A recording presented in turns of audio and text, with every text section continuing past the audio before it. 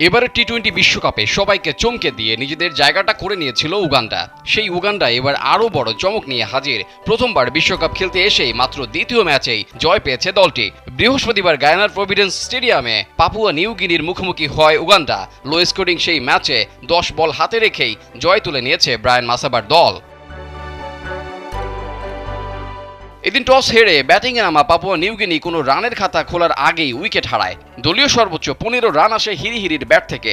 এছাড়া লেগাসিকায়া ও কিপলিন ডোরিগা দুজনেই খেলেন 12 রানের ইনিংস। বাকিরা এক অঙ্কের রানেই প্যাভিলিয়নের পথ ধরেন। শেষ পর্যন্ত মাত্র 77 রানেই গুটিয়ে যায় দ্বিতীয়বারের মতো বিশ্বকাপ খেলতে আসা পাপুয়া নিউগিনি। ওয়ালটন ফ্যানের অ্যারোডাইনামিক ব্লেড ঘরের কোনায় কোনায় ঠান্ডা বাতাস ছড়িয়ে হাওয়া বদলে নেয়।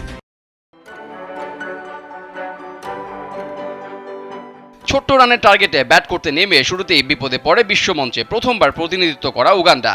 দলীয় 6 রানেই হারায় 3 উইকেট। তবে লক্ষ্য ছোট হওয়ায় এরপর বেশ সাবধানে খেলতে থাকেন রিয়াজাত আলী। দলীয় সর্বোচ্চ 33 রান আসে তার ব্যাট থেকেই। রিয়াজাতের 33 রানের কল্যাণেই 3 উইকেট হাতে রেখে ঐতিহাসিক জয় তুলে নেয় উগান্ডা।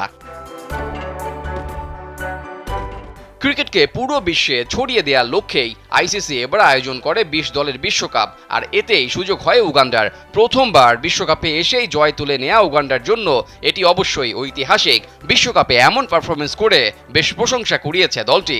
এর আগে উগান্ডার এই ম্যাচের প্রতিপক্ষ পাপুয়া নিউগিনি ওয়েস্ট ইন্ডিজের সাথে যে লড়াইটা করেছে তা ক্রিকেট বিশ্বে এখনও আলোচনায়।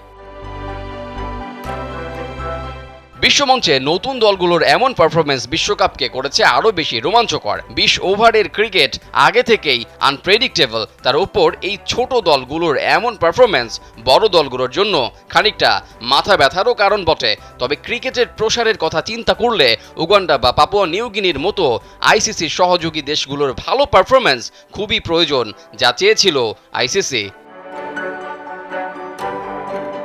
ক্রিকেটে জয় পরাজয় থাকবেই। এই বিশ্বকাপে আইসিসির সহযোগী দেশগুলো হয়তো নিয়মিত ম্যাচ জিতবে না, তবে তারা যে লড়াই করার কিংবা হার না মানার মানসিকতা নিয়ে মাঠে নামে তা সত্যিই প্রশংসনীয়।